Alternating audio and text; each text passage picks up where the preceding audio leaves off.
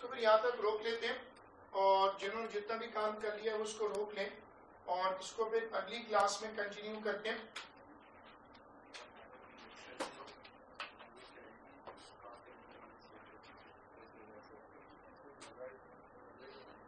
अनुषा ये question copy कर लो जल्दी से।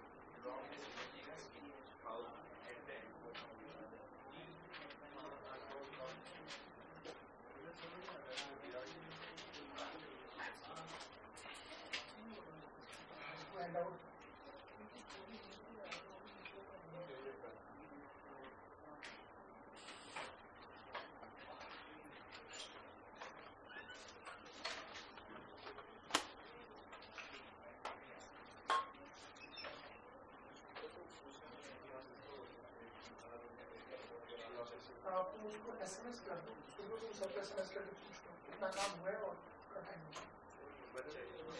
मेरा नंबर हमें व्हाट्सएप पे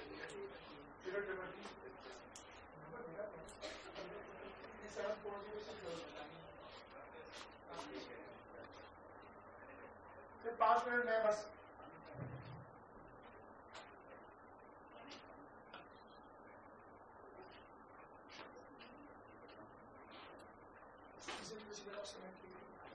जरूरत पड़ेगी तो हाँ कोई चीजें मुझे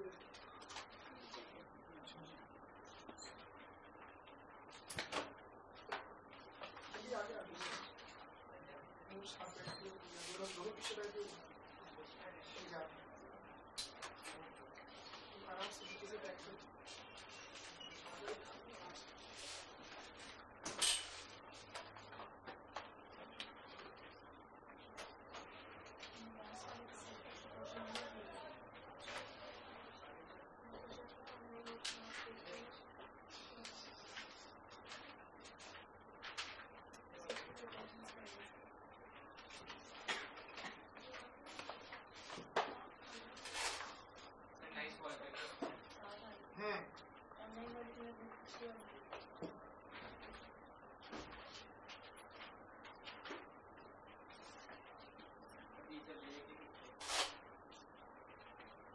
कैसे चाहिए बेटा?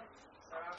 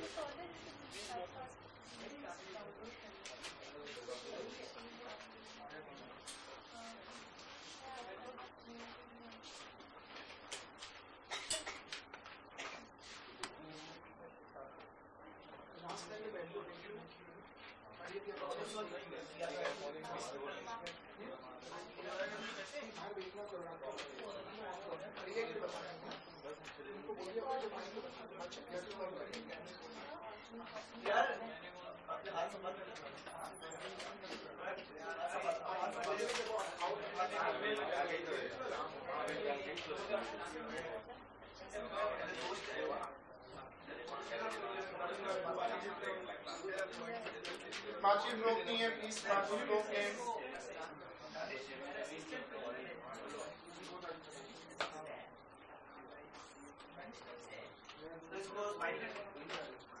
स्माइल की क्या चीज रह गई?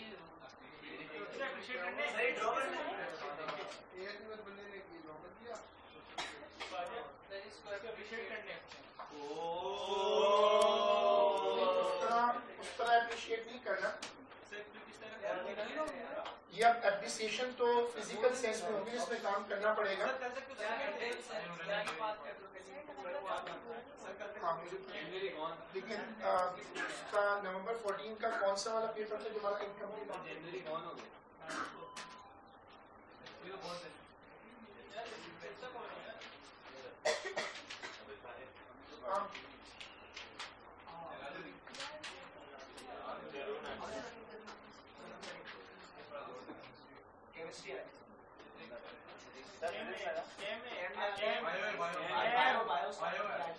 आगे भी जगह है, आगे ला दिया। ये बच्चा बैठा हुआ है अजीब सा। मुस्कुराता रहता है। यहाँ तो मैं अभी आगे लाइन खाली को बुलाऊंगा यार। आप फरहान को बिला देखो मेरे बाजार ज्यादा हो जाते हैं।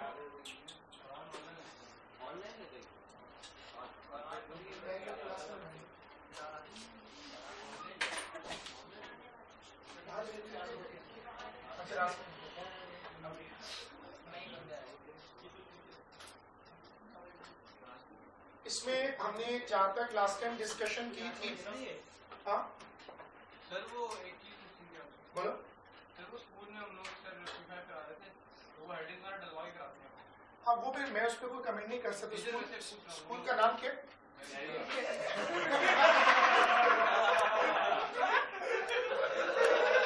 इसमें हंसने की कोई बात नहीं है।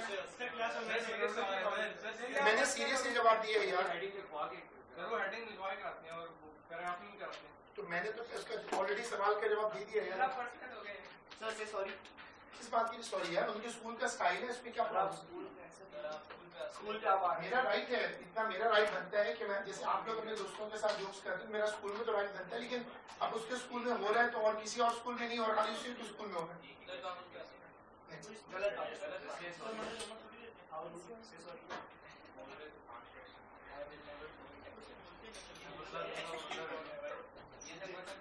देखिए भारत ऑफिशियली ये है कि कैबिनेट जिसको डिस्करेज करता है कि उन्होंने लिखा होता है, सिलेबस में लिखा हुआ है कि right answer in continuous prose. और मेरा में कोई भी स्कूल नहीं पैराग्राफिंग कराता, शायद ये मैंने पहली बार तो सुना, लेकिन ये कि बाकी स्कूलों से भी कंफर्म कर सकते हैं। अगर लेटेस्ट कोई अपडेट हुआ है, बिल्कुल लेटेस्ट, तो वो नहीं पता मुझे। लेकिन अभी तो 2000 जो आपकी जो वर्कशॉप मार्च की होनी है वो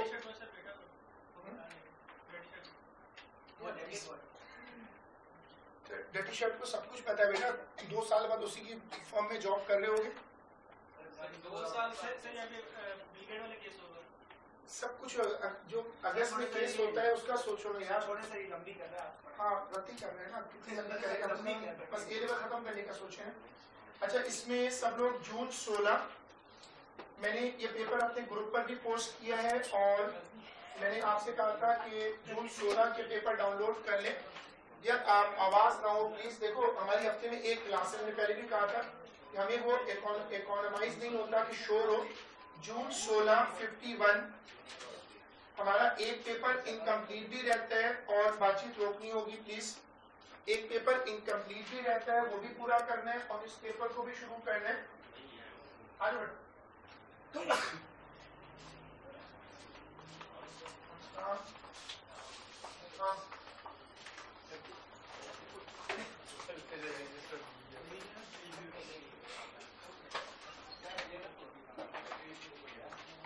बातचीत रोकिएगा प्लीज। जून 16 और उसका 51 जिसके पास ये पेपर ना हो वो अभी मैंने उसको ग्रुप पे पोस्ट भी किया हुआ है, ग्रुप से ले ले, या वो डाउनलोड लिंक भी दिया था पहले भी। अगर जिनके लिए पॉसिबिलिटी है वो इसको अपने मोबाइल फोन पे खोल लें। हाँ यार वाईफाई इस वक्त इतने लोगों के लिए नहीं, वो हॉटस्पॉट इतने लोगों के लिए खोल सकते हैं।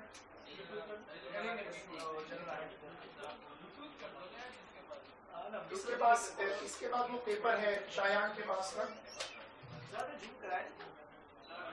जून 16 नहीं करवाया हुआ बेटा, बिल मुझे आपको बिल भरने की आवश्यकता तो मैं आपको दे देता हूँ। वक्त पर आपके पास जो रखिएगा कराया नहीं होता और आपको केसेस की बात करो। क्या चीज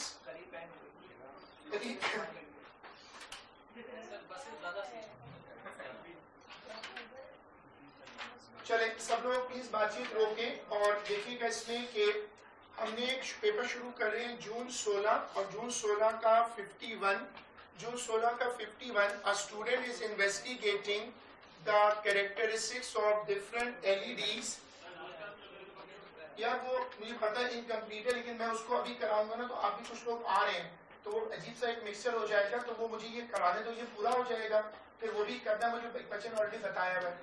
जून 16 51 पेपर है, जून 16 51 और इसमें ये वाला स्टूडेंट इज इन्वेस्टिगेटिंग। अब आवाज रोक लिया। देखो जिसके पास पेपर नहीं भी है वो डाउनलोड लिंक मैंने दिया, मैंने ग्रुप पे पोस्ट भी किया हुआ पेपर, वो ले लो। अगर फिर भी वो भी नहीं कर सकते तो बोर्ड पे देख लो, इतना कोशिश करो कि हफ्ते में सिर्फ एक क्लास है। अब इसमें a student is investigating the characteristics of different LEDs. The figure 1.1 shows examples of LEDs and the circuit symbols for LED. कहते हैं एक स्टूडेंट है जो LED पर रिसर्च कर रहा है, एक स्टूडेंट है जो LED पर रिसर्च कर रहा है, लाइट इमेजिंग डायोड पे। अब बोर्ड पे देखो कि उसके पास दो LED है, एक रेड कलर का और दूसरा देखो कौन सा कलर है, ब्लू। नीचे उसने LED का कलर भी शो किया है। अगर आपके पास पेपर नहीं है, डाउनलोड ऑप्शन भी आपके पास नहीं है, तो आप ये कर लो कि अपने सामने बोर्ड पे देख लो, समझ तो आ जाता है, और बाद में वो पेपर ग्रुप पे पड़ा हुआ है, आप उसको वहां से सिंक कर सकते हो। फिर इस बच्चे का टारगेट है, इसका टारगेट है LED पे रिसर्च। ये LED पे रिसर्च कर रहा है, लाइट इमिटिंग डायोड पे। और आप जरा देखो, कहते हैं each LED needs a minimum potential difference to emit light. जब तक एक सर्टेन वोल्टेज नहीं आएगा LED ऑन नहीं होता। बहुत थोड़ा सा वोल्टेज होता है, याद रहे। LED मैंने नॉर्मल क्लास में समझाया था कि बहुत ही कम वोल्टेज पर चलते हैं। LED लो पावर डिवाइसेस हैं, बहुत कम वोल्टेज पर रन करती हैं। The student is investigating the relation between V and the wavelength lambda of the light. अब वो स्टूडेंट ये चाह रहा है कि जिस वोल्टेज पर LED ऑन होगा वो वोल्टेज ले। वो चाहता है कि जिस वोल्टेज पर LED ऑन हो रहा है वो वोल्टेज ले और क्या नोट करे, जो उस पर लाइट निकल रही है, ग्रीन है या येलो है, उसका वो क्या नोट करे, वेवलेंथ।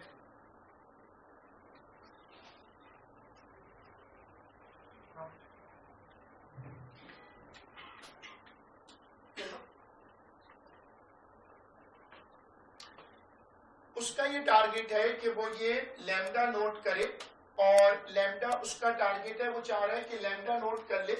जो लैम्डा की वैल्यू है वो उसको नोट करनी है, वेवलेंथ उसका टारगेट है। अच्छा, अब उसके पास कॉन्सेप्ट क्या उसका, कहते हैं वोल्टेज। अच्छा, वोल्टेज कॉन्सेप्ट जिस पर LED ग्लो करना शुरू करेगा, जिस पर LED ग्लो करना शुरू करेगा, जिस वोल्टेज पर LED ऑन होगा वो उस वोल्टेज को नोट करेगा, और फिर वो उसको नोट करेगा वेवलेंथ, जो लाइट इमिट होगी उसका वेवलेंथ इमिट करेगा। Emitted by LED several different wavelength. It is suggested that the relationship is ये वाला। अब ये तुम्हें फॉर्मूला गिवन है, फॉर्मूला जिनके पास पेपर ना हो फॉर्मूला जरूर नोट कर लेना, जिनके पास पेपर ना हो वो फॉर्मूला नोट कर लो। where K and N are constants, where K and N are constants,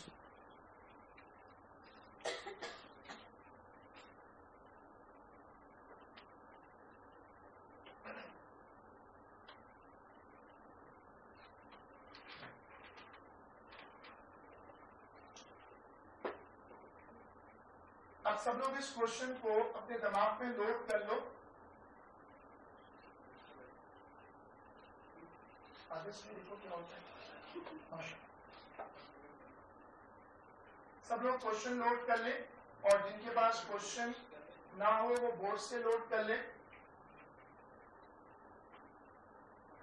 अब इसमें क्वेश्चन अगर आपने नोट कर लिया हो तो क्वेश्चन पढ़ने के बाद देखिएगा। अब देखिए ये क्वेश्चन आपके पास है, मैं यहाँ पर इसलिए रुका हूं कि आप मुझे पक्का एक चीज नोट करके दें। हमेशा याद रखिएगा कि पेपर 5 में क्वेश्चन 1 में BOD नहीं मिलता। अगर आपने गलत जज कर लिया तो आपके पूरे 15 मार्क्स जाएंगे, जो बड़ा हॉरिबल होता है। वो आपको BOD और ECF नहीं देगा अगर सपोज आपने समझने में गलती कर दी। इसलिए हमेशा टीचर्स कहते हैं कि यहाँ पर रुककर अच्छी तरह समझो। बहुत सारे लोगों के मार्क्स क्यों नहीं आते इस पेपर में, वो सब कुछ सही करते हैं, वो गौर से नहीं पढ़ते कि वो क्या कह रहा है। जाहिर है कि ये रेगुलर थ्योरी पेपर तो है नहीं जिसमें परसेप्शन पे भी मार्क्स मिल जाए। तो इसमें आप सब लोगों ने गौर से पढ़ लिया होगा कि वो चाहता क्या है, उसके पास LED है वो उस एलईडी का वोल्टेज देगा। जिस वोल्टेज पर एलईडी ऑन होगा उस वोल्टेज को क्या कहेंगे? उसको कहेंगे V। वोल्टेज जिस पर ऑन होगा वो V होगा। फिर उसके बाद देखो ये क्या है? वेवलेंथ। ये क्या है वेवलेंथ? जब एलईडी ऑन होगा तो उससे रोशनी निकलेगी और ये उस लाइट का क्या होगा? वेवलेंथ होगा, जबकि K कांस्टेंट है। अच्छा, अब उसके बाद जिन्होंने पिक्चर अपने जहन में क्लियर कर ली, कहते हैं design a laboratory experiment to test the relation between V and lambda. ये स्टैंडर्ड पैराग्राफ होता है, हमेशा लिखा होता है। Explain how your results could be used to determine values for K and M. You should draw a diagram on page number 3 showing the arrangement of your apparatus equipment. अब उसके बाद आप मेरे साथ वेरिएबल सेट कर लो। आपको voltage देना है, एलईडी को ऑन करवाना है और उसको ग्लो कराना है। अब इसमें देखो क्या होगा? Lambda is the independent variable, V is the dependent variable. सब लोग इसको कॉपी करिएगा without any paragraphing, without bulleting, without numbering.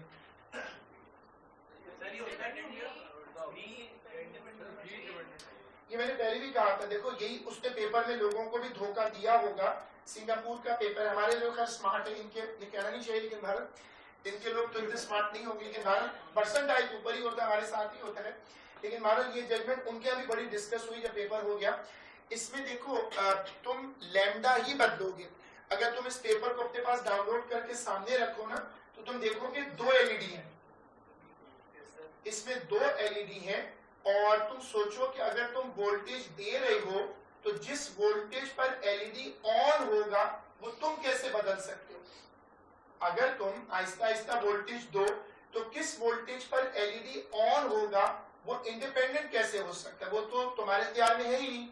तुम वोल्टेज बढ़ा सकते हो, लेकिन जिस वोल्टेज पर एलईडी ऑन होगा वो इंडिपेंडेंट थोड़ी हो सकता है। लैम्डा कैसे इंडिपेंडेंट हो गया? तुम जब ग्रीन कलर का एलईडी इस्तेमाल करोगे और फिर ब्लू कलर लाओगे तो तुम ब्लू से जब ग्रीन पे शिफ्ट होगे तो तुमने किसको बदल दिया? जब तुम ब्लू से ग्रीन करोगे तो तुमने किसको बदल दिया? लैम्डा। सर लेकिन वोल्टेज जब मिल रहा है तभी तो वो लैम्डा आ रहा है। नहीं, यही तो मैं बार बार समझा रहा हूँ ना। देखो यही टॉपिक पेपर में गलती होती है। अगर मैं लैम्डा को इंडिपेंडेंट से डिपेंडेंट कर दूं, उसका मतलब पता क्या होगा? लैम्डा बदलेगा वोल्टेज से, जबकि लैम्डा वोल्टेज से बदल ही नहीं सकता। लैम्डा बदलने का मतलब क्या है? ग्रीन कलर का एलईडी जले या ना जले, जब जितना मर्जी ब्राइट जले, रोशनी कौन सी देगा? ग्रीन। क्या ग्रीन लाइट येलो हो सकती है? लॉजिक समझो ना। लैम्डा को अगर मैंने डिपेंडेंट कर दिया तो उसका मतलब होगा कि जब मैं वोल्टेज बदलूंगा तो ग्रीन लाइट ब्लू हो जाएगी। ऐसा नहीं हो सकता सर, कुछ भी हो सकता है। ऐसा क्या? सीरियस है, मेरा मजाक का टाइम ये नहीं, इस पे मजाक नहीं हो रहा। ये बात समझने की कोशिश करो कि एक एलईडी सर्किट में लगाऊं तो क्या उसका कलर चेंज हो सकता है? नहीं हो सकता। वो उस एलईडी का फंक्शन ही नहीं है। ऊपर डायग्राम गौर से देखो, कितने एलईडी दिए हुए? तो अगर मैं एलईडी बदल दूं, अगर मैं खुद एलईडी बदल दूं तो उसका मतलब क्या बदल जाएगा? अगर मैं एलईडी बदल दूं तो उसका मतलब लैम्डा बदल जाएगा। अगर मैं एलईडी बदलूंगा लैम्डा बदलेगा। अब V डिपेंडेंट कैसे है? V इस तरह डिपेंडेंट है कि जब मैं लैम्डा बदलूंगा तो V बदल जाएगा। क्या V हमारा दिया गया वोल्टेज है या ये वो वोल्टेज है जो एलईडी को ऑन करेगा? बस ये क्लियर हो गया। तभी मैंने आपसे कहा था कि रुक के चलिएगा। 2014 में कैम्ब्रिज ने कहा था कि अगर किसी ने गलत कॉन्सेप्ट पर पेपर 5 का क्वेश्चन 1 किया, हम उसके 15 में से 0 कर देंगे। क्या मतलब? खैर, फजूल कंट्रीब्यूशन। सिमिलर हो कुछ भी, जब आपने अप्रोच गलत कर दी तो मार्क्स तो नहीं मिलने चाहिए ना। किसी का आपने एक ऑपरेशन करना है, मेडिकल लेवल, इसलिए कह रहा हूँ कि लेवल के बाद प्रोफेशनल है, आपने उसकी टांग की वजह हाथ काट दिया, आपने कहा सॉरी यार सिमिलर फिगर है, मैंने हाथ की जगह पाँव काट दिया लेकिन सिमिलर था, तो वो नहीं मानेगा ना, आपने इसको बर्बाद कर दिया। इस लेवल पे देखो, इसमें होता है विकास, वो कहते हैं कि ये प्रोफेशनल लेवल है। प्रोफेशनल लेवल पे परसेप्शन पे मार्क्स नहीं कर मिल सकते। अगर वेरिएबल स्टार्टिंग में गलत लिखे तो 0 आएगा। नहीं, यहाँ तो वो आपको कुछ नहीं बोलेगा, वो वेट करेगा कि आप आगे जाके शायद ठीक कर लो। अगर आपने गलत पे चला दिया बस खत्म। 0 आउट ऑफ 0/15 कैलकुलेटर में डाल के देखो 0/15 क्या दे सकते ये कॉपी कर याद देखें 30 का 3 छोड़ दे बाकी ले या 30 पावर लेके बंद कर दे। इसमें मुझे इसको सॉल्व करके दे, सॉरी इसको कॉपी करके दे जल्दी से। अब मुझे आप लोगों की सपोर्ट हमेशा चाहिए होती है क्योंकि ये पेपर हमेशा डिस्कशन पेपर होता है। सिर्फ हमारा मुल्क है जहाँ पर ये पेपर आधी रात को यहाँ अंडरग्राउंड ट्यूशन सेंटर पे होता है। दुनिया भर में ये पेपर हमेशा लैब में होता है। वो कहते हैं जाओ जाके चीजें लेकर आओ, किससे होगा। हमारे चूंकि हम लैब नहीं जाते, स्कूलों में भी क्लासरूम में ही होता है और स्कूलों में भी क्लासरूम में होता है, यहाँ भी क्लासरूम है एक तरह से। तो वो कहते हैं इसको लैब में करवाओ। हमें वो कहते हैं कि आपके लोगों को बाज़ औक़ात उनको कहते हैं, हमें शर्म आती बता दे, बाद लोगों को ब्लू टेक का नहीं पता होता, बाद लोगों को बॉस का नहीं पता होता, बाद लोगों को स्पेसिफिक कुछ टर्म्स। अब हमजा एक बस कंडक्टर वाला जोक करने वाला है, अंदर उछल रहा पकड़ा के मुझे बाहर आएगा। हाँ, अब उसका पाँव उसके मुंह से निकलने की कोशिश कर रहे हैं।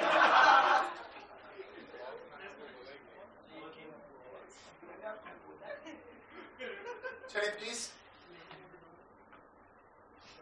प्रोसीजर। बिल्कुल किंग भी होते हैं और भी होते हैं, चमार भी होते हैं।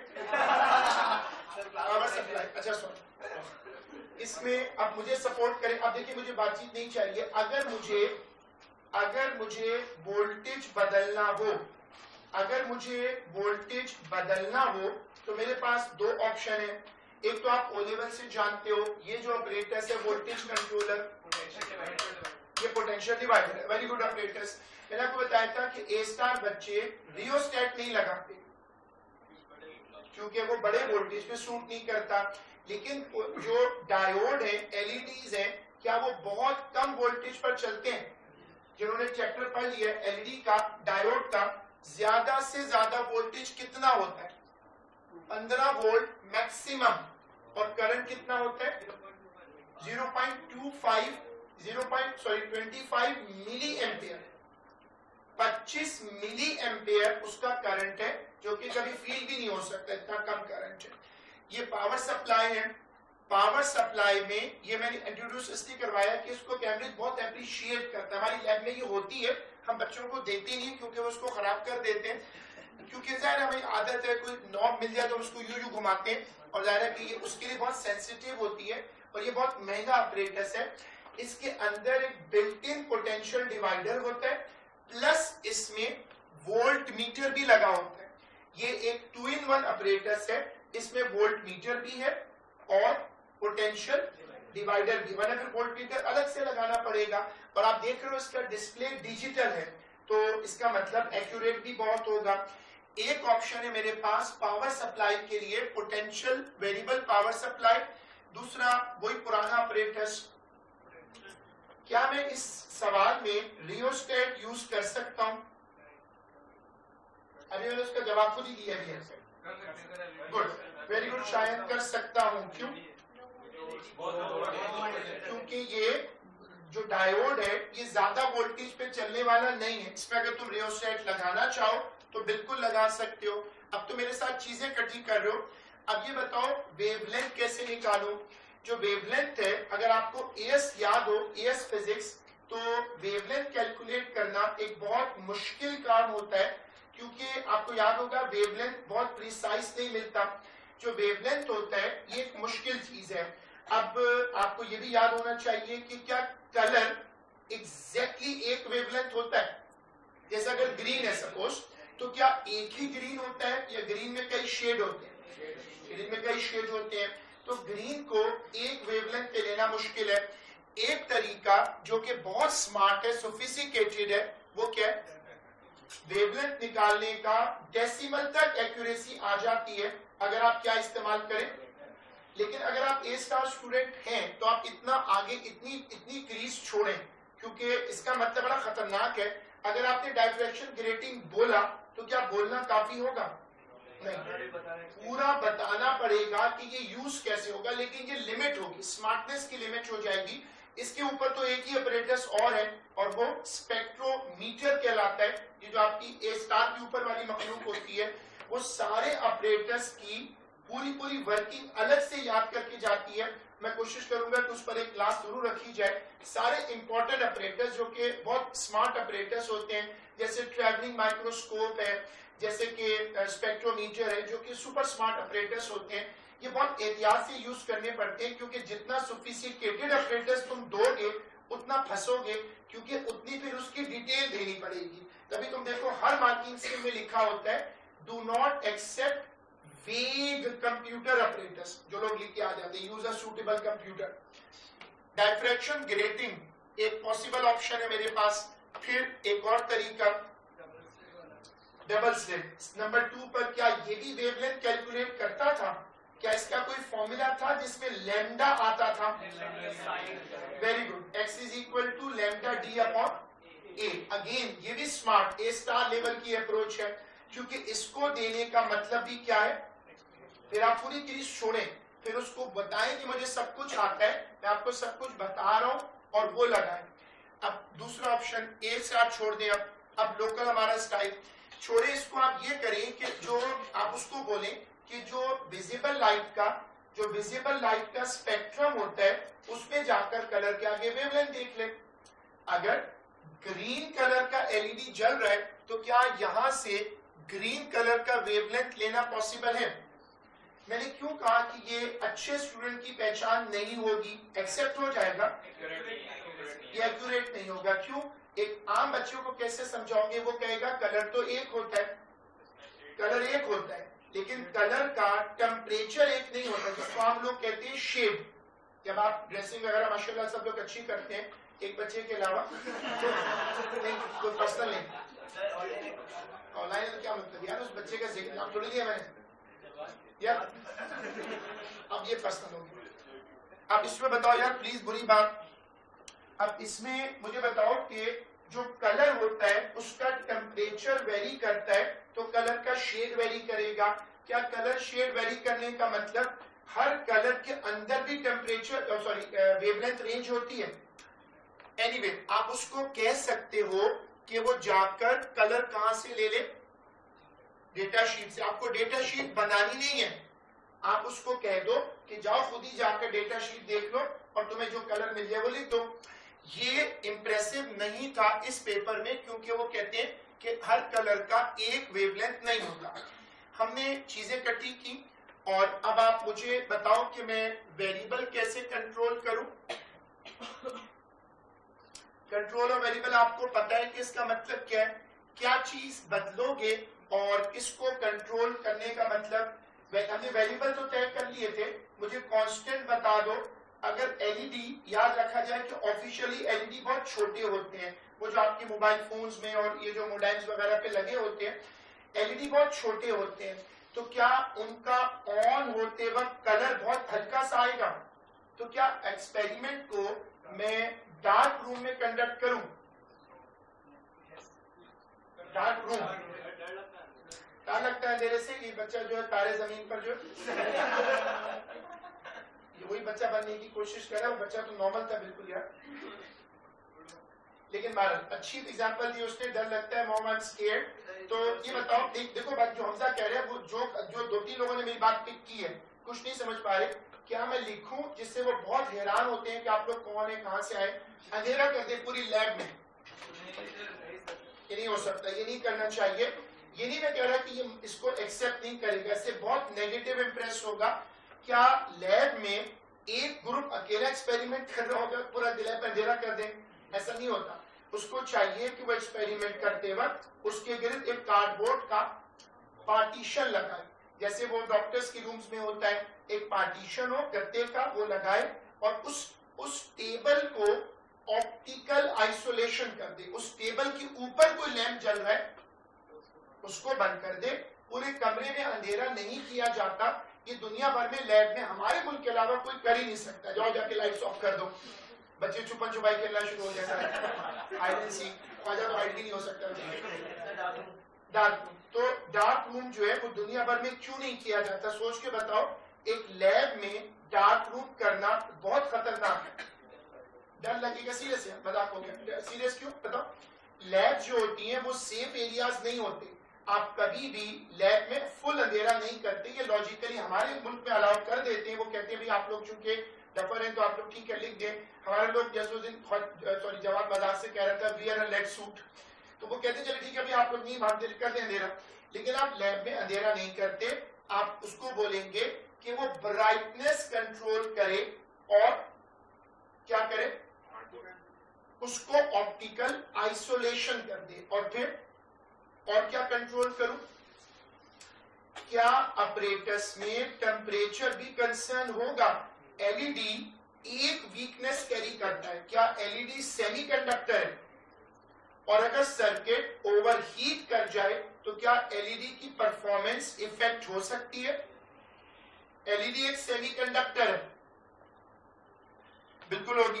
तो आप आगे लिखिएगा कि conduct the experiment in an optical isolation, conduct the experiment in optical isolation, conduct the experiment in optical isolation,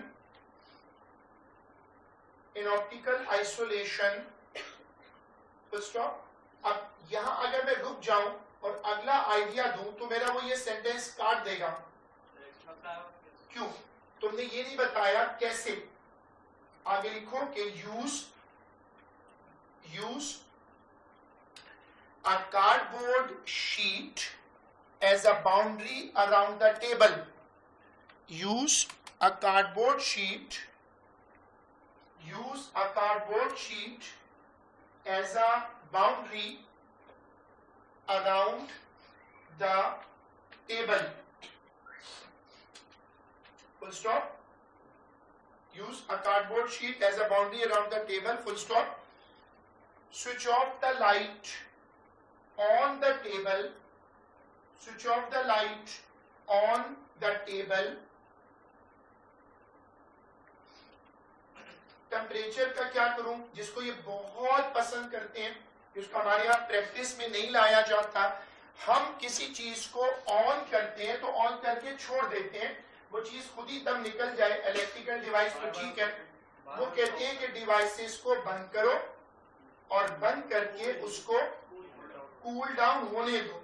अब लिखेगा कि switch off the apparatus between successive trials and allow it to cool। Switch off the apparatus and allow it to cool। Switch off the apparatus between successive trials and allow it to cool। अब आ जाओ, अगर मैं potential वो जो मेरे पास variable power source है वो इस्तेमाल ना करूं। अगर मैं इस्तेमाल ना करूं तो पहला सवाल तो ये बनता है क्यों ना करूं, क्यों। अगर मैं इस्तेमाल ना करूं तो उसकी क्या रीजन होगी। असूल बड़ा सिंपल है, तुम पेपर में वही अपरेटस लिखो जिसको तुम जानते हो, अदरवाइज तुम फंस जाओगे। या तो तुम, मैं जैसे हम कोशिश करेंगे कि क्लास रखें या हैंडआउट बनाएं कोई ऐसा जिसमें हर अपरेटस डिस्क्राइब हो, उसकी कम से कम फंडामेंटल डिस्क्राइब हो, ताकि तुम फंसो ना।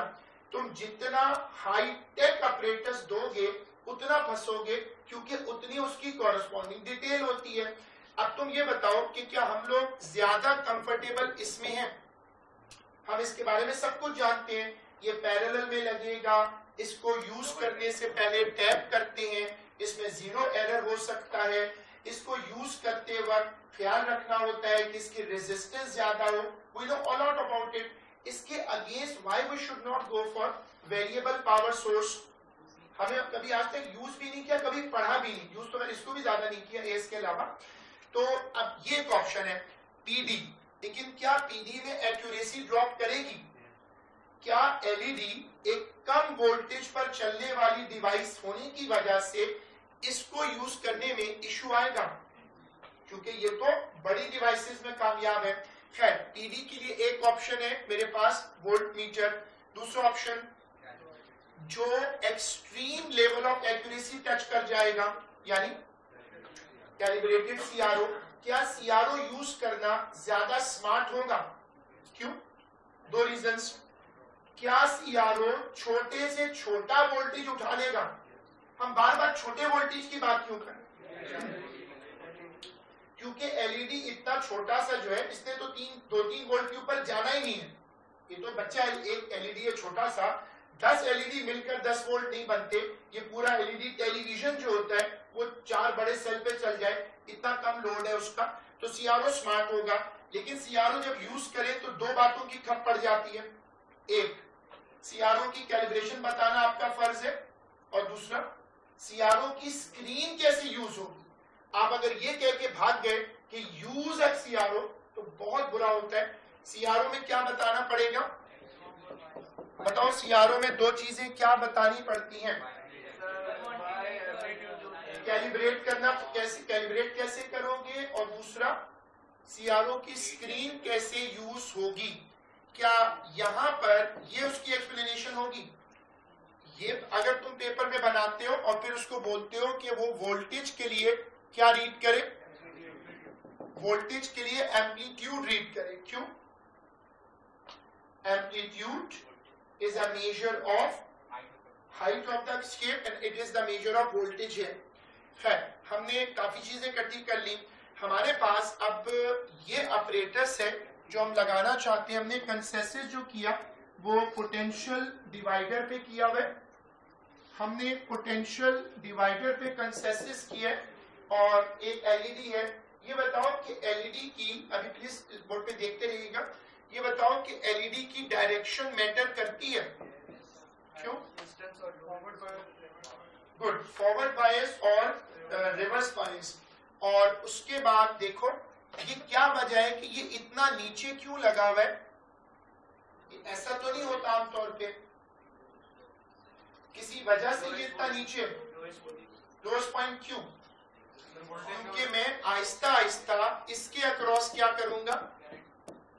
इसके अक्रॉस वोल्टेज आहिस्ता आहिस्ता बढ़ाऊंगा। अच्छा, जैसे ही ये फ्लैश करेगा मैं रुक जाऊंगा, फ्लैश करने दूंगा, इसको ऑन हो जाएगा। जैसे ही ऑन होगा इससे रोशनी निकलेगी, मैं रुक जाऊंगा और उस पॉइंट पे क्या रीड करूंगा? वोल्टमीटर। और ये क्यों लगाया? ताकि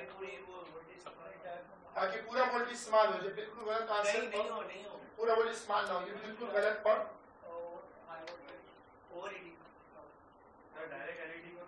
स्मार्ट, पूरा वोल्टेज डायरेक्ट एलईडी को ना मिले। क्या LED sensitive to high voltage होता है? सर्ज। क्या एलईडी रिपेयरेबल होते हैं? नहीं। एलईडी एसएसडी होता है, सॉलिड स्टेट डिवाइस होती है। क्या कहते हैं इसको हम लोग अपनी लैंग्वेज में? Load resistor. क्यों लगाया हमने? इधर लॉर्ड बॉय प्लीज, क्यों लगाया?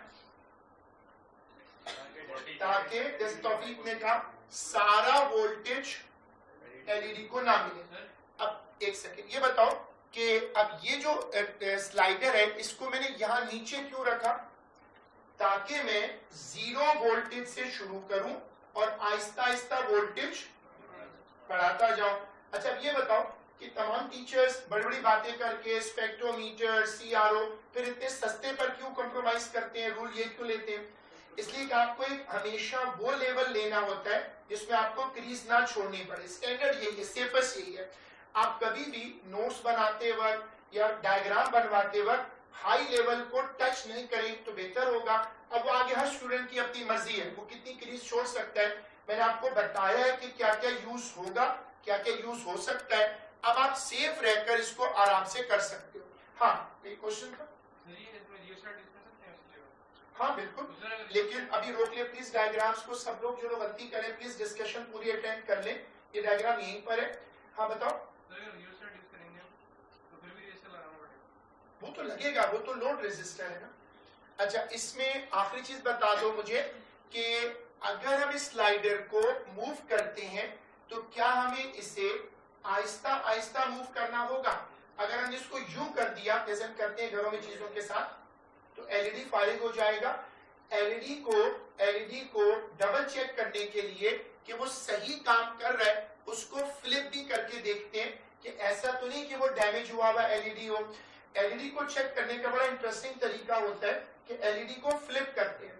अगर वो फ्लिप होने पर हम दोनों तरफ से ऑन ना हो तो उसका मतलब एलईडी डेड है, एलईडी का पता नहीं चलता। ये कोई ऐसी डिवाइस नहीं है जिसको आप खोल सको तो आप उसको चेक नहीं कर सकते।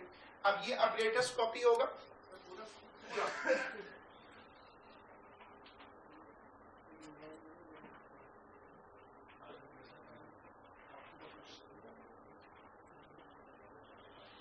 बातचीत रोक नहीं है। अब मजाक हो गया ना।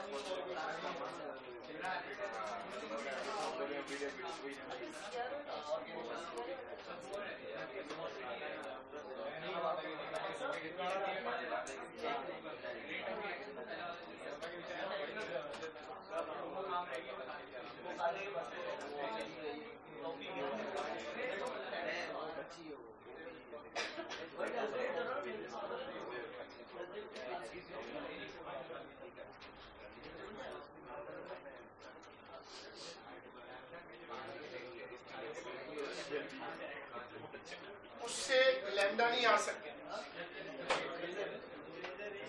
बातचीत रोके और उसमें लिखिएगा कि switch on the apparatus, switch on the apparatus, switch on the apparatus, switch on the apparatus, observe the LED, observe the LED, full stop. Gently move the slider, gently move the slider upward, gently move the slider upward until LED just glows, until LED just glows. Full stop. Stop the slider. Stop the slider. Note the voltmeter reading. Note the voltmeter reading. Note the voltmeter reading.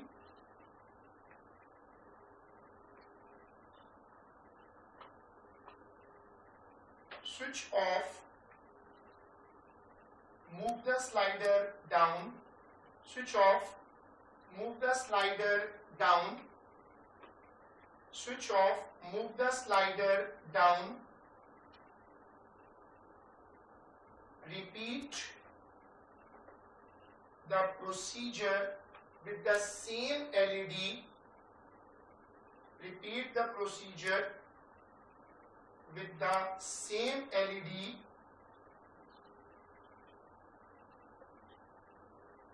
three times and take an average. And take an average. तो stop, इसी में आगे लिखिएगा. Now change the LED. Now change the LED. Now change the LED and repeat the whole series of trials and repeat the whole series of trials. अब lambda पे आ जाए. Lambda पे मैं दरमियान वाला ऑप्शन ले रहा हूँ, ना बहुत हल्का ना बहुत हैवी ना बहुत ही हैवी. सबसे स्मार्ट होगा स्पेक्ट्रोमीटर जो अब बियॉन्ड द लेवल जाता है आमतौर पर. दूसरा ऑप्शन जो कि बहुत एक्यूरेट है, बहुत ज्यादा, वो जाहिर है कि डायफ्रैक्शन ग्रेटिंग, लेकिन उसको डिस्क्राइब करना बहुत मुश्किल हो जाएगा. उसमें काफी चीजें लिखनी पड़ेंगी. सस्ता पड़ेगा इसमें जो दरमियान का रास्ता है वो है यंग्स डबल स्लिट अपरेटस, जिसको शॉर्ट फॉर्म में यंग स्लिट भी कहते हैं. उसमें एक लेजर रख सकता हूँ, लेजर के आगे ये अपरेटस है. अब यहाँ पर लेजर की जगह में एलईडी को यूज करूंगा. लेजर रखकर पहले मैं यंग्स के अपरेटस को टेस्ट कर लूंगा कि वो काम कर रहा है. फिर लेजर हटा के इस अपरेटस को एलईडी के मुंह के सामने रख दूंगा. जब एलईडी से लाइट निकलेगी तो ये अपरेटस उसका क्या निकालेगा, वेवलेंथ. लेकिन ये अपरेटस क्या खुद वेवलेंथ निकाल लेता था? ऐसा कोई तरीका नहीं था ना. इस अपरेटस पे तो यहाँ पर क्या फ्रिंजेस बनती थी और फिर उनका डिस्टेंस निकालना पड़ता था और कोई फॉर्मूला था जो लैम्डा निकाल सकता है. फॉर्मूला था x is equal to lambda D upon a था. तो अब आप मुझे बताओ कि मेरे पास जो फॉर्मूला होता है वो था x is equal to lambda D upon a. अगर मैं लैम्डा को सब्जेक्ट बनाऊं ए एक्स अपॉन डी, ये भी बता दें कि जो डी है वो किस तरह आ सकता है। डी क्या चीज है? डी होता है distance between screen and slit. इस केस में स्क्रीन तो होगी, लेकिन स्क्रीन के साथ क्या होगा? स्क्रीन एंड डायोड कर दूं, स्क्रीन एंड डायोड कर दूं, क्या करूं इसमें बताओ?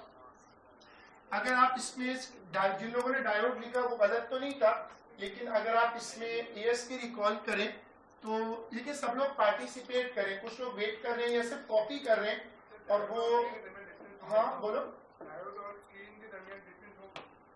हो सकता है, मैंने कहा कि स्मार्ट बच्चों ने लिखा था, लेकिन जैसे मेमोरी होती है तो स्क्रीन एंड स्लिट है, तो दोनों चीजें लिख सकते हैं। लेकिन वैसे अगर तुम डायोड लिखोगे तो डायोड इसके बहुत करीब रखना पड़ेगा, तो डायोड तकरीबन स्लिट के मुंह पर ही होगा। अच्छा, फिर एक्स का मतलब क्या था? अब तुम्हें समझ आ रही होगी कि इसको लिखने में क्या गन थी जो अब सामने आ रही है, कि वो तुमसे एक्सपेक्ट करेगा कि तुम सारा बताओगे, फिर सेपरेशन कैसे आएगी। अच्छा, ए क्या था? Slit separation. स्लिट सेपरेशन जो है ये कैसे आती है?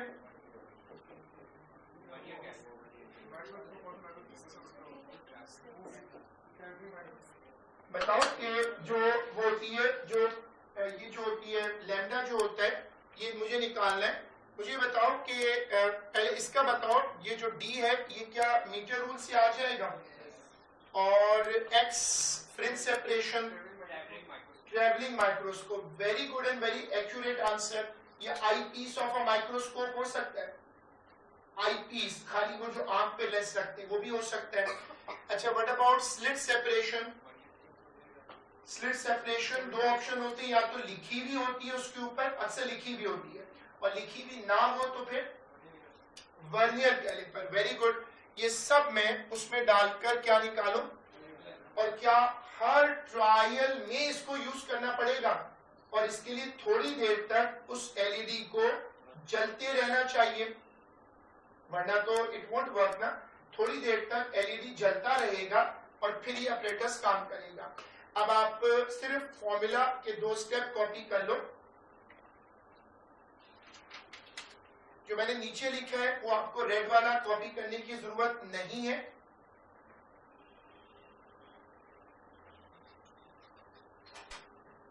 फॉर्मूला एक ही लाइन में कॉमा डाल के लिख दो।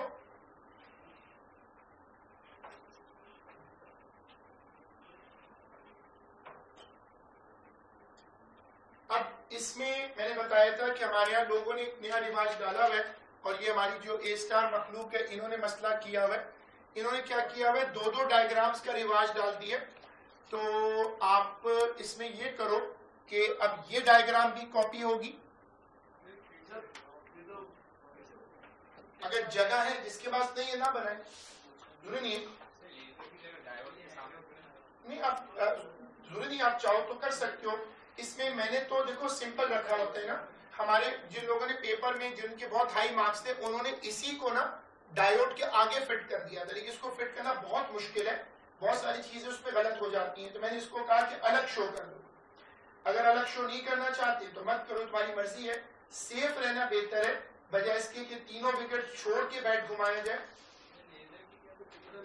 हाँ बोलो।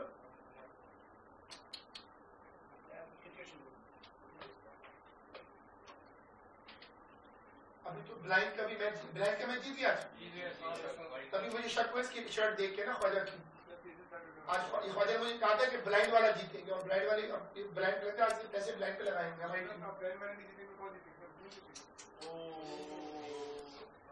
Very very offensive Khwaja. हाँ ये बोलूंगा, इसमें मेल फीमेल जेंडर डिस्क्रिमिनेशन नहीं होनी चाहिए। Very bad. हाँ, किसी बसंती ने उसको चमाट लगा दिया ना ख्वाजा को। बसंती नाम का बड़े साइज की बसंतीज होती हैं।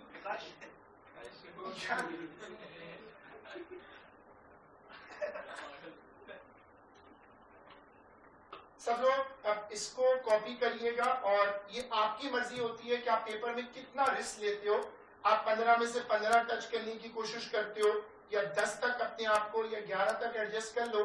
10 तक आप सेफ रह के आराम से उठा सकते हैं, 10 11 10 11। अगर आप पूरी विकेट छोड़ते हैं तो फिर आप 15 में से 15 उठा सकते हैं, लेकिन उस चक्कर में ये ना हो कि 15 में से 0 हो जाए।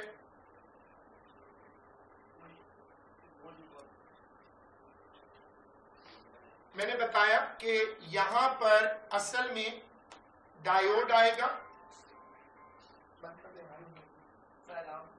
अलार्म खामोश है, घर से बहुत कॉल आ रही है मुझे। घर पे डांस शुरू हो गया, पहुंच गया। उसके बाद फिर डांस के बाद फायरिंग भी करनी।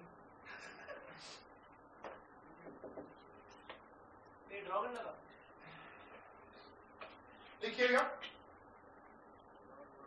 अब जो फॉर्मूला कॉपी है उसके आगे लिखिएगा कि this formula is used for young slit.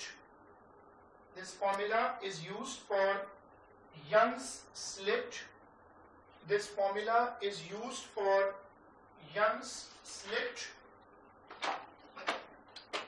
Gently, it's only a wooden table.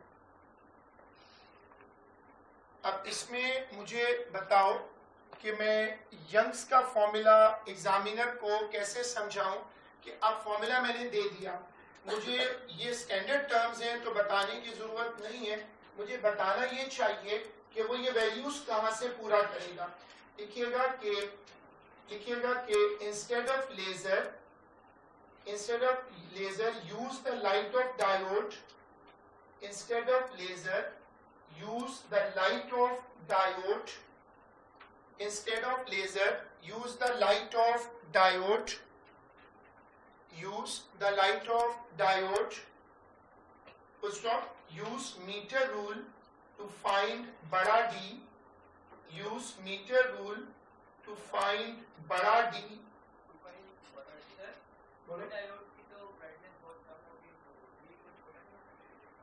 हाँ, स्मार्ट कंट्रीब्यूशन है बिल्कुल। और इसीलिए मैंने कहा था कि स्पेक्ट्रोमीटर, जिन लोगों ने लिखा था वो लेवल टच हुआ था।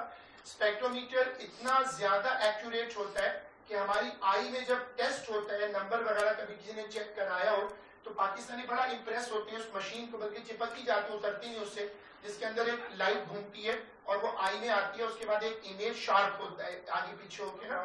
हाँ बिल्कुल, गाड़ी हो या कोई भी चीज हो, आपको तो ट्रक दिख रहा होगा, तो उसमें जो होता है वो एक, उसको कहते हैं स्पेक्ट्रोमीटर। वो जो आई में हल्की सी लाइट रे डलती है वो उसको भी पिक करता है, मतलब बहुत ज्यादा एक्यूरेट है।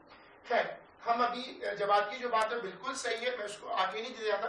जाने के बच्चा तो एक साल नवंबर के पेपर नवंबर में ही कर लेता है, तो इसमें लिखिएगा, ये तो जून का पेपर है ना, तो नवंबर में करके बैठा हुआ है, तो जून तो बहुत पुराना होगा, ये तो 6 मंथ से किया होगा। लिखिएगा आगे के use a metre rule to find बड़ा D. Use vernier calliper to find छोटा a. Use vernier calliper to find छोटा ए। मैंने आपको बताया था कि आप एग्जामिनर को चॉइस नहीं दे सकते, जैसे मार्किंग स्कीम में स्लैश स्लैश डला होता है, ये कभी मत करिएगा। आप एग्जामिनर को कभी भी चॉइस नहीं दे सकते। आगे लिखिएगा कि यूज, इसमें लिखिएगा कि use eyepiece of a microscope. Use eyepiece of a microscope. Use eyepiece of a microscope. Use eyepiece of a microscope, और उसमें माइक्रोस्कोप उसका आईपीस के अलावा रेफर किया जा सकता है ट्रैवलिंग माइक्रोस्कोप, जो कि ख्वाजा ने रेफर किया था। अच्छा, उसके बाद अपरेटस में ये अपरेटस क्लियर हो गया। उसके बाद और क्या लिख सकते हैं? अपरेटस आ गया। अब मुझे बताओ कि अपरेटस के बाद में क्या लिख सकता हूं? आगे मुझे बताओ। लैम्डा डिटरमाइन होगा। गुड। लिखो कि use the formula to calculate lambda. Use the formula to calculate lambda for every trial. Use the formula to calculate lambda for every trial. full stop, record the values, record the values, record the values along with, record the values along with V in a table, record the values along with V in a table. अब जरा formula बताओ जो हमने शुरू में लिखा था voltage का, V is equals to A lambda N. अब इसका वो करवा दो,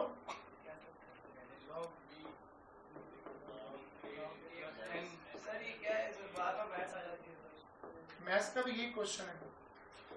बार-बार मैथ्स क्यों आती है? नहीं, वो आपसे के बारे में पर्सनल क्वेश्चन पूछना चाह रहे हैं मैथ्स। सर ये समझा दीजिए सर। देखो जून में इंशाल्लाह क्लास होगी एक्स्ट्रा ना। थोड़ी सी पहले सर, थोड़ी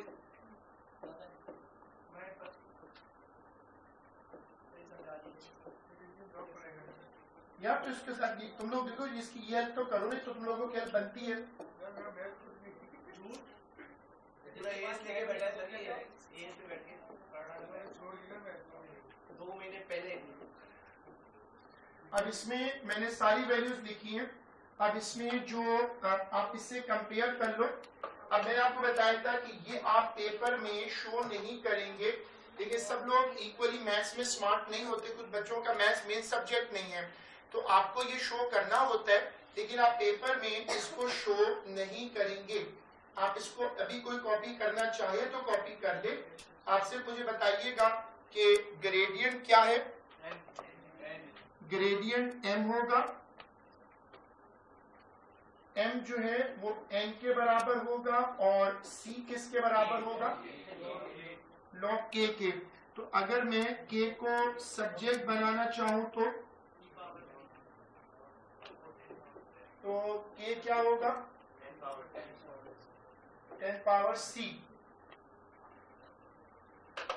जो लोग इसको कॉपी करना चाहें वो इसको कॉपी कर लें और उसके बाद क्वेश्चन पे वापस आ जाएं। अब इसका एनालिसिस जो है वो इसकी बेसिस पर होगा। ये वो चीज है जो आपको दिखानी नहीं है, लेकिन ये करनी तो पड़ेगी आपको कहीं राइट साइड पर। अगर आप थोड़ा चेक करना चाह रहे हो तो आप इसको कर लो और इसको करके आपको बताना क्या होता है। आप एग्जामिनर को बताओगे कि तुम किसको y पर रखो, किसको x पे रखो, और फिर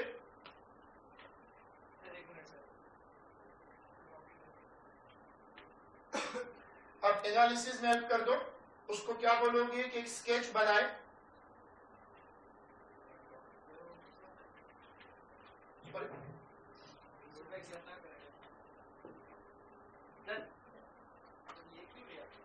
बीच में है ना वो,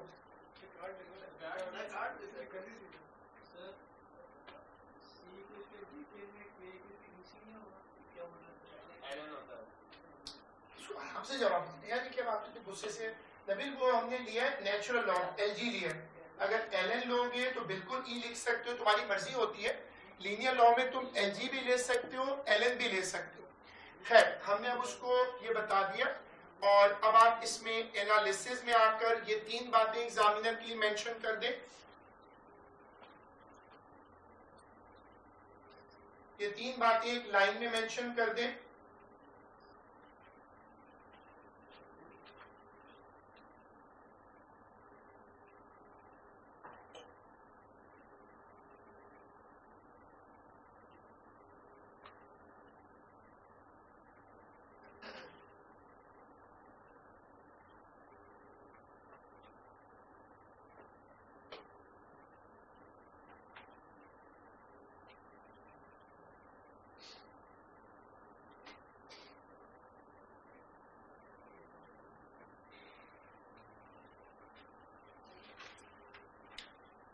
अब आप एग्जामिनर को बताएं कि अगर स्केच स्ट्रेट लाइन है तो वो, और ये से पास तो नहीं करेगा ये वाला क्योंकि C0 नहीं आ रहा ना।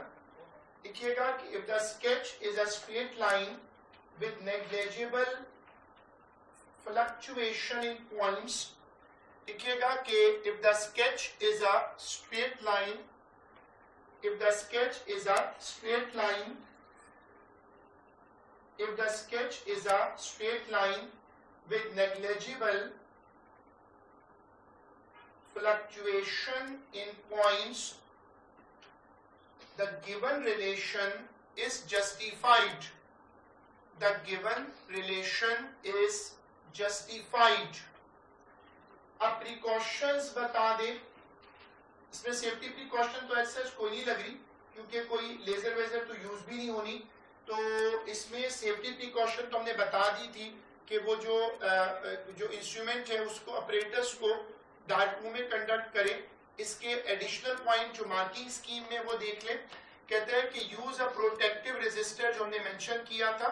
पोलैरिटी ऑफ एलईडी करेक्ट होनी चाहिए.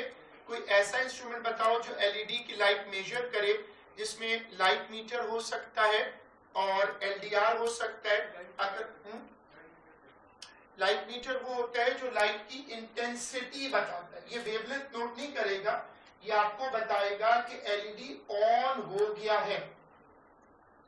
Method to use light detector LDR point at which LDR emits light. बजाय इसके कि आप अपनी आंख से देखें एलईडी को, ये उससे पहले आपको बता देगा कि एलईडी ऑन हुआ. अच्छा, उसके बाद वो कहते हैं कि ऐसा इस एक्सप्रेशन जो है उसको चेक कर लें जिसमें यंग स्लिट है. In a dark room LED in tube रख सकते हैं. रिलेशनशिप वैलिड होगा जब ग्राफ स्ट्रेट लाइन है. वी को रिपीट करें और एवरेज कर लें, जो कि हमने सारे पॉइंट्स कवर किए हुए. सिर्फ हमने इस बात को एंटरटेन नहीं किया जानबूझकर कि हम आंख पे ट्रस्ट ना करें. बड़े बड़े चाय. अच्छा सर मेरे लिए भी चाय सर. कॉफी सर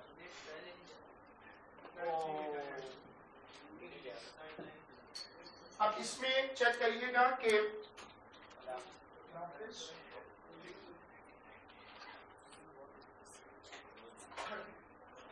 अब वो देखिएगा नवंबर 14 का क्वेश्चन जो है,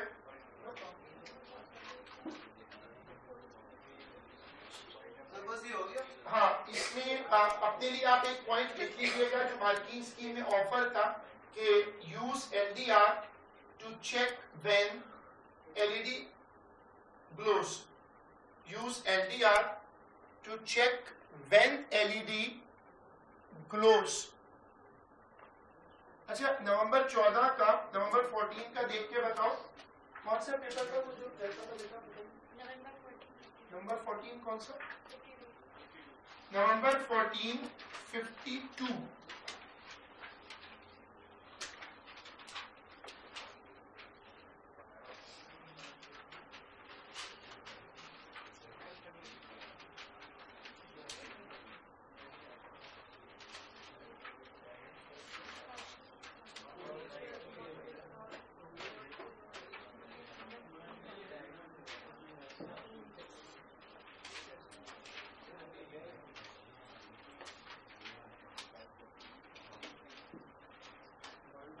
हमारा एक पेपर इनकम्प्लीट था और उसको जरा देख के बताइएगा कि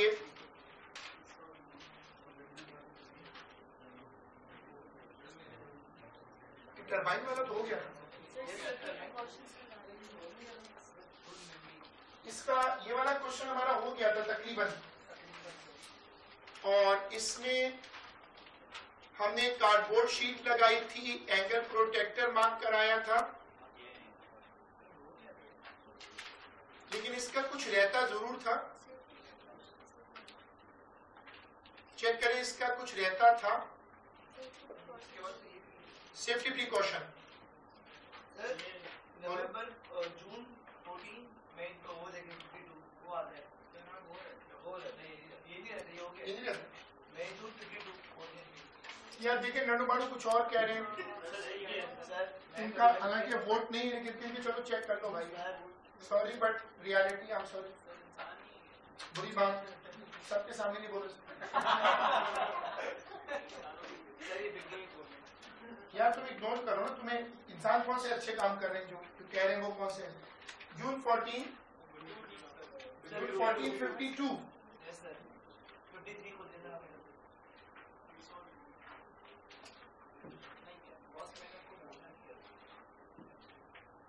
बेटा जो था ना वीडियो में, ऐसे पेरेंट्स घसीटते होंगे. फिर आप ये कहना बॉस क्या हुआ, मैंने कुछ नहीं किया, एक बार तो पेपर ही दिया है. सर आपने वो नई वीडियो देखी 3 तलवार पे? इकरा के सामने इकरा के सामने 3 तलवारें, बहुत दूर हो गया, आगे चले, छोड़े। नहीं मुझे मिल लेगा, लेकिन आप अगस्त में सोचे ना कि सब कुछ घर पे भी तो होता है। हाँ, लॉर्ड ट्रिमर लाओ, उस केस में तो और बहुत सारी चीजें भी होती है, लॉर्ड चप्पल लाओ। खाली ट्रिमर थोड़ी, वो तो यहाँ पर ऐसी मखलूक के रिजल्ट के बाद खुद ही बार कटवा लेंगे कि भाई। सर आपको बड़ा अब ये बताओ कि इस सवाल को कहाँ तक किया था? Unbind the coil and bind it again in a smaller circle. ज़्यादा मैं इंग्लिश नहीं बोल सकता, वो आगे भी बोलूँ। अच्छा, इसमें हमने डायग्राम बनवा ली थी। Yes sir. इसमें हमने डायग्राम बनवा ली थी, हमने मेंशन कर दिया था कि इसके करीब हमें हॉल प्रोब को रखना है, और हॉल प्रोब हमने इसके सेंटर में 2 कॉइल्स थी वहां पर रखा था।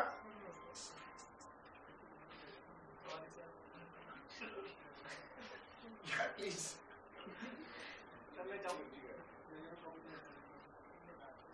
यार दानिश बेटा, किसी काम पे नहीं बोलो, चुप रहो।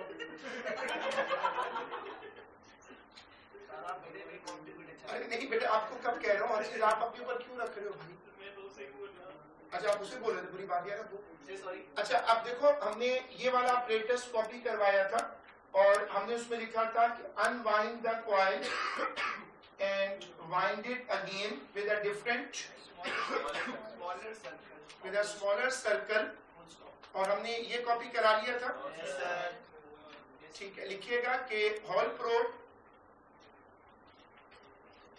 इसमें लिखिएगा कि hall probe must be place, बोलो बनाएंगे हम क्या चीज? तो हम क्या वेट करें आपका यार, कैसे बन रहा है? बेटा उसको गुस्सा नहीं देना, तुम पीछे मुड़ के देख लो जरा उसको गौर से ना, दोपहर का खाना भी नहीं कर। आपको क्या लगता है मैं इसको ये दिला सकता हूं? तो बेटा आपको तो टूथपिक बना लेगा। देखिएगा, आप उसका साइज तो देखो, नकल भी जाएगा तो फील नहीं करेगा वो, समझे वो 10 पार्टी के अंदर गया। लिखिएगा, अब इग्नोर करो ना बस, उसको गुस्सा नहीं दे रहा हूँ। इसमें लिखिएगा कि इसमें लिखिएगा कि hall probe should be placed must be placed perpendicular to the field. Hall probe must be placed perpendicular to the field. Hall probe को perpendicular फॉर्म में रखें, ये पहले भी डिस्कस हुआ था। अब हमने ये लिखा हुआ है कि स्विच ऑफ द ऑपरेटर्स, क्योंकि मेमोरी लॉस अब है इस वक्त, क्या लिखा हुआ है कि switch off the operators, allow it to cool। अच्छा, उसके बाद हमने स्टैंड लगवा दिए थे, स्टैंड लगवा दिए थे, ठीक है। उसके बाद ये लिखा हुआ है keep the number of turns on the coil constant. अब उसमें ये वाला स्टेप इसका एनालिसिस जो है वो कॉपी कर लो।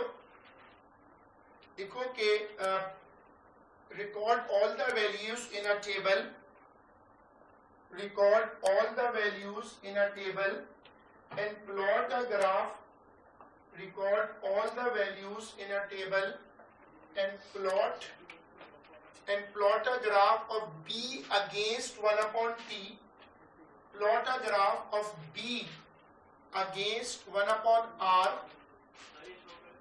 हाँ, ये वाला जो बोर्ड पे लिखा हुआ है ये कॉपी कर लो। Plot a graph of B against 1 upon R। नहीं निकलेगी गर्दन, जहाँ से भी निकलो और जान लगा निकलेगी, जान गर्दन पे नहीं लगाते बेटा, नेक खराब हो जाती है।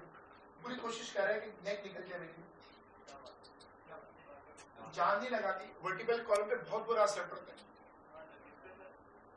आप में तो वो कॉलम नहीं है बेटा, कुछ पर्टिकुलर स्पीशीज में नहीं होता।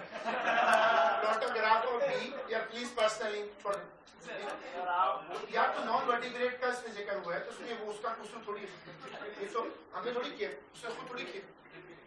लिखिएगा बी अगेंस्ट 1 अपॉन आर, और फिर एग्जामिनर को मेंशन करो कि वो क्या करे, mu not is equal to gradient upon 0.72 ni।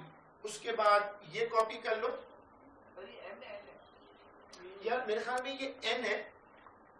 अब ये उस बुक में, उस वाले पेपर के शुरू वाले पार्ट में देखना पड़ेगा कि n है।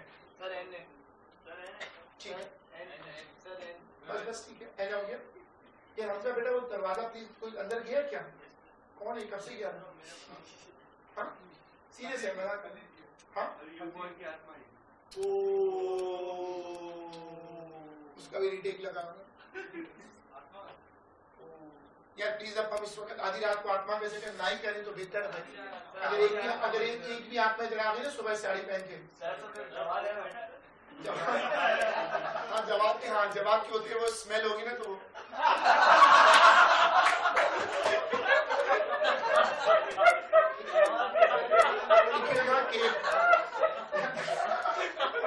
बस करें यार। तो उसकी ड्रेसिंग देखो ना, ये बंदा नीटू जा रहा है स्कॉलरशिप पर, मुड़ के देखो ड्रेसिंग उसकी है। नीटू पे 50% स्कॉलरशिप है, वहां जाके इसको बैलोर का रोल भी करना है। आप इसको अच्छा कह रहे हो यार, कल इससे थोड़ी बेहतर ड्रेसिंग। अब ख्वाजा देखो, ख्वाजा माशाल्लाह जैसे इसका सट्टा लग जाता है जबरदस्त ड्रेसिंग, वरना फिर वो अजीब सा एक खुलिया बनियान पहन के बैठे जैसे कोई बंदा कंगाल हो जाता है। जिस दिन पाकिस्तान जीतता है उस दिन उसकी बुरी हालत होती है। लिखिएगा कि आज पहले बता देगा मैंने, वो भी ब्लाइंड टीम है। लिखिएगा as the amount of current is very large, as the amount of, जल्दी आ जाओ बेटा क्लास खत्म हो रही। as the ये क्या बात है यार, हर बात की देखो उसका किसी को, उसको क्या पता जोक क्या हो रहा है, किस उस पे थोड़ी जोक हो रहा है, ऐसा नहीं करो यार, बुरी बात किसी को बुरा लगता है। हाँ बिल्कुल देख सकते हैं रिकॉर्डिंग, सबको पोस्ट करूंगा। ऐसा नहीं करें देखो, इस तरह की किसी को जो बंदा मौजूद ना हो उसको कभी इस तरह की बात नहीं करे, वो समझेगा मेरे बारे में बात। हम इसमें लिख रहे थे कि as the amount of current is very large, use electrical insulation gloves. As the amount of current is very large, use electrical insulation gloves. Use electrical insulation gloves to handle the apparatus. हमने set square क्यों लगाया था? ताकि वो जो coils है वो बिल्कुल वर्टिकल रहे। और मैंने आपको बताया था कि इस सर्किट में एमीटर भी लगेगा। Y ammeter? एमीटर क्यों लगवाया था हमने? क्योंकि करंट इसमें कांस्टेंट रखना है।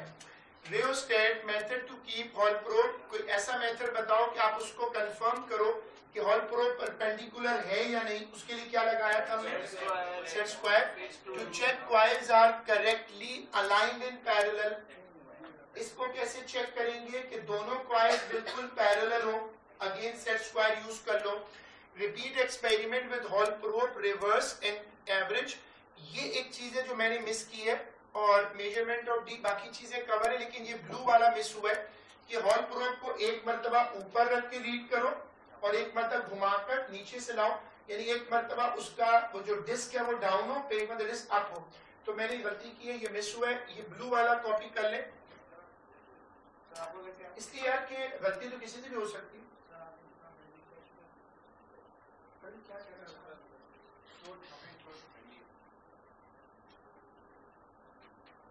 ये अच्छा पॉइंट है आइंदा के लिए भी कि हॉल प्रोब को पलट के यूज कर लेना चाहिए, फ्लिप करके, और उसी परपेंडिकुलर ओरिएंटेशन में आप इसको फ्लिप करो और फ्लिप करके यूज कर लो।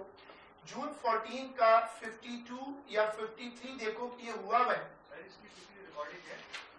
इनकी क्लासेस मैंने पोस्ट की हुई है ना रिकॉर्डिंग, वो जो पिछली क्लास की बात कर रहे हैं ना उसकी बेटा रिकॉर्डिंग पड़ी हुई है उसकी ना, इसकी भी इंशाल्लाह होगी, उसकी भी नहीं। आपको खाना हुआ थोड़ी मैंने छोड़ दिया। वेरी बैड यार। जून 14 52 ये हुआ है। जून 14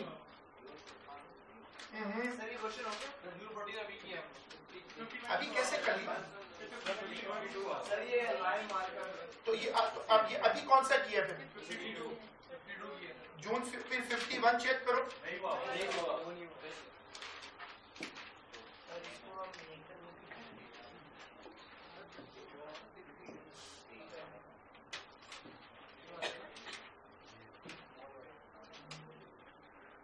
जून 14 51 जून 14 51 और ये पेपर निकालें जून 1451 और ये वाला पेपर सबके पास होपफुली होगा।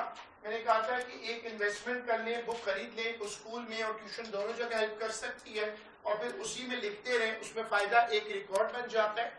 जून 1451 a ball rolls forward and backward on a curved track as shown।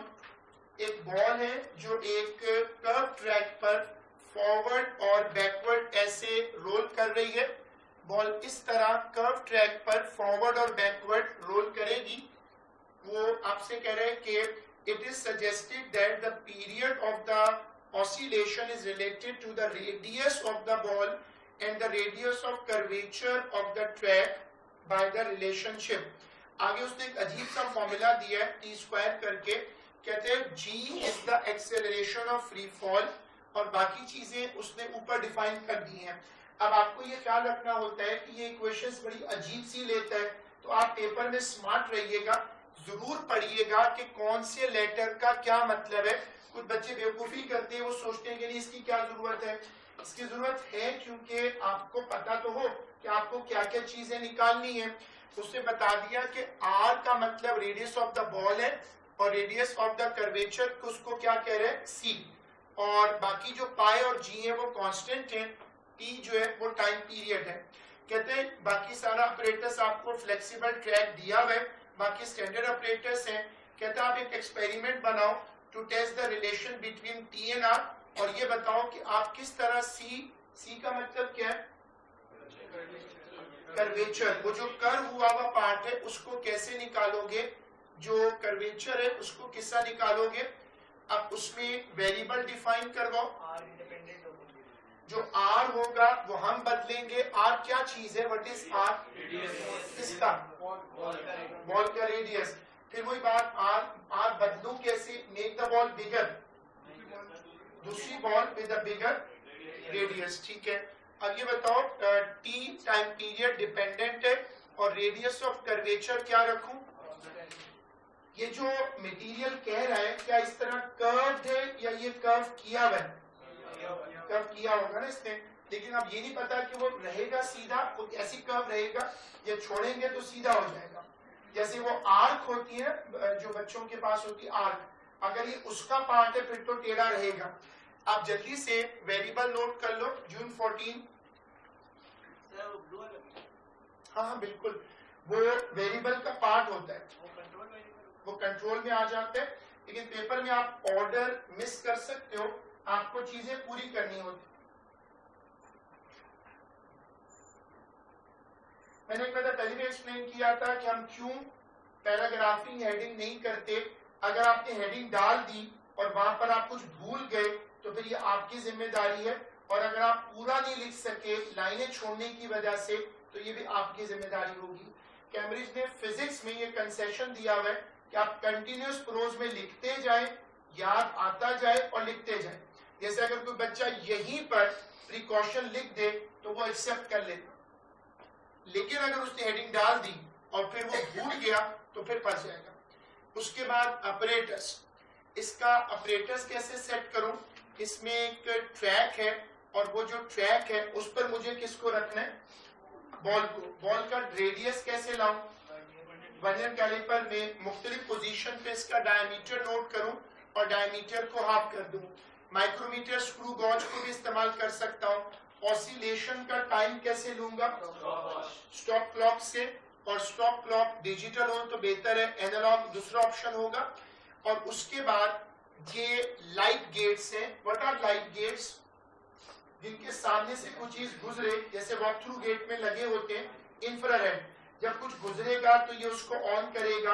अब मसला ये है कि इसको लाने की क्या जरूरत है,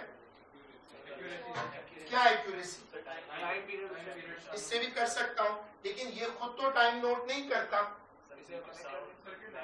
इसके साथ एक सर्किट लग सकता है जो डिजिटल हो, क्योंकि एक इश्यू आता है कि जब बॉल ऐसे मूव कर रही होगी तो क्या वो बड़ी तेजी से वापस आएगी, तो फिजिकली काउंट करना मुश्किल है। इसके लगाने के बाद आप इससे भी काउंट कर सकते हैं, you can use it to count. अब ये अपरेटस देखिएगा, ये लाइट गेट का ये वाला अपरेटस नहीं है, जनरल कॉन्सेप्ट है। लाइट गेट का कॉन्सेप्ट क्या होता है कि जब कोई चीज पहले लाइट गेट को क्रॉस करती है तो टाइमर ऑन हो जाता है, और जब दूसरे लाइट गेट को क्रॉस करती है तो टाइमर ऑफ हो जाता है। ये अपरेटस बहुत एक्यूरेट होता है और इसको आप यूज कर सकते हो stand, why it is here. वो जो ट्रैक है उसको आप रोकेंगे जमीन पे रखकर, वरना तो वो टॉपल हो जाएगा। तो आप उसको दोनों तरफ क्या लगा कर देंगे, दोनों तरफ स्टैंड लगा कर देंगे, ऐसे करके बीच में उसको रोकेंगे। बीच में क्यों रोकेंगे, क्योंकि अगर उसको वैसे वर्टिकल रखने की कोशिश की गई तो वो ट्रैक क्या हो जाएगा, घूम जाएगा। लिखिएगा कि using a micrometer screw gauge, using a micrometer screw gauge, measure the diameter of the ball from different positions. Using a micrometer screw gauge, measure the diameter of the ball from different positions,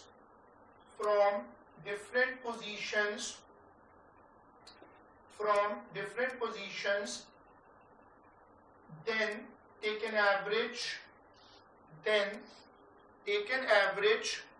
divided by 2, to obtain radius, divided by 2 and then take an average, और उसी में आगे लिखिएगा कि the track should have। अच्छा, अब ये बताओ कि अगर कोई इस तरह का ट्रैक हो, कर्व्ड हो, तो उस पर तो जब मैं बॉल को रखूंगा तो बॉल घूमते वक्त उससे गिर जाएगी। जब कोई ट्रैक होगा और बॉल उस पर ऐसे ऐसे मूव करेगी तो फिर तो बॉल स्लिप आउट हो जाएगी। तो अब या तो मैं ये करूं कि ट्रैक को साइडों से उठाऊं, बैंकिंग करूं ट्रैक में, जैसे एक टाइप ऑफ ड्रेन बनाऊं, लेकिन उससे फ्रिक्शन आएगी, ना। ट्रैक को वाइडर करूं तब भी ट्रैक ऐसे वर्टिकल है। अगर ट्रैक वर्टिकल है तो बॉल ऊपर से नीचे आएगी, जैसे वो पायलट शिप घूमता है ऐसे हिलेगी, बहुत स्पीड बहुत होगी, जैसे वो रोलर कोस्टर घूमती है ऐसे हिलेगी ना, तो उसमें खतरा होगा। या तो मैं ये करूं कि ट्रैक को साइडों से, जैसे ये स्लाइडिंग डोर होते हैं ना, इनकी साइडों से उठाया हुआ होता है ताकि वो एक ड्रेन सा बने, ताकि ट्रैक उस टनल के अंदर चले। एक तरीका ये होगा। लेकिन अगर मैं उसकी साइडें मोल्ड करूं, फोल्ड करके उठाऊं, तो उससे वो रब करेगी, फ्रिक्शन होगी। फ्रिक्शन को कैसे कम कर सकता हूं, उसको लुब्रिकेट कर दूं। जैसे आपने देखा होगा, जैसे वाटर स्लाइड होती है ना, तो वाटर स्लाइड को साइडों से उठाते क्यों है, ताकि खुदा ना खास्ता कोई गिर ना जाए, क्योंकि उसमें तो स्पीड आती है, इसमें भी स्पीड आएगी। तो ये बॉल अगर स्टील की है तो इसका गिरना खतरनाक भी हो सकता है, किसी को लग सकती है बड़ी जोर से। और दूसरी बात ये कि एक्सपेरिमेंट डिस्टर्ब होगा। तो जो मेरे पास कर्व ट्रैक है उसको मैं बेंड तो हुआ है, उसको मैं या साइडों से, उसकी साइडों पर सपोर्ट लगा के टनल सा बना दूं और उसको लुब्रिकेट कर दूं, ये एक ऑप्शन है। दूसरा ऑप्शन ये कि मैं उसके अंदर आयरन की एक स्ट्रिप लगाऊं ताकि बॉल उस पे चले, जैसे घरों में स्लाइडिंग डोर होते हैं जिसकी आप मूव करें ना तो प्रॉपर आवाज आती है व्हील के साथ, लेकिन वो एक मुश्किल होगा लैब में करना। तो लिखिएगा कि बेंड द साइड्स,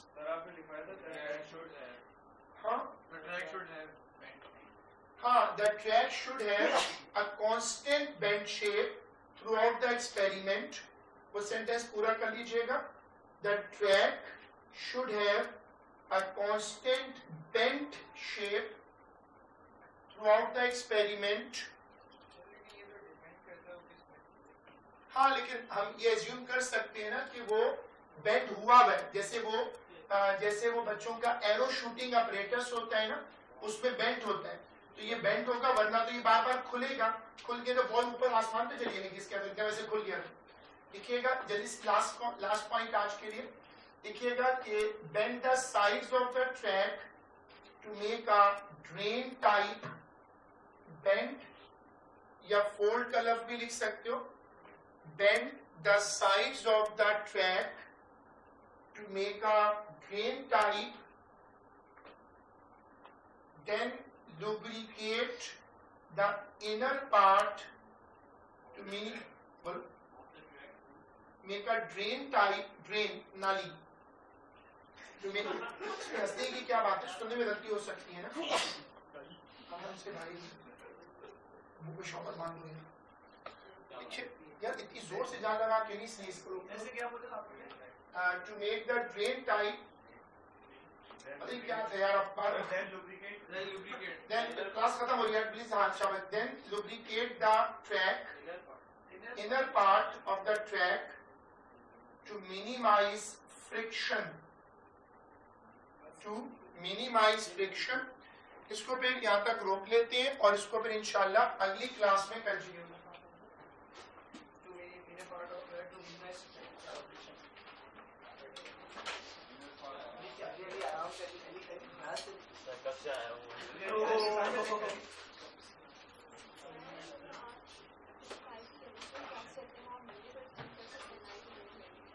कोशिश कर रहा हूँ, मसला ये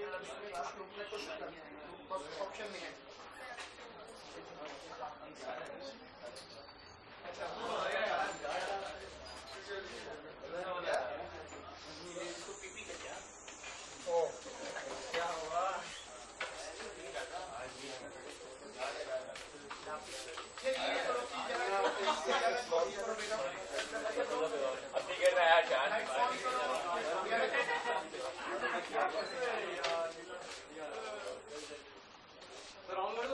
हाँ बेटा, हम तो तीसरा ज्यादा जो ठीक हो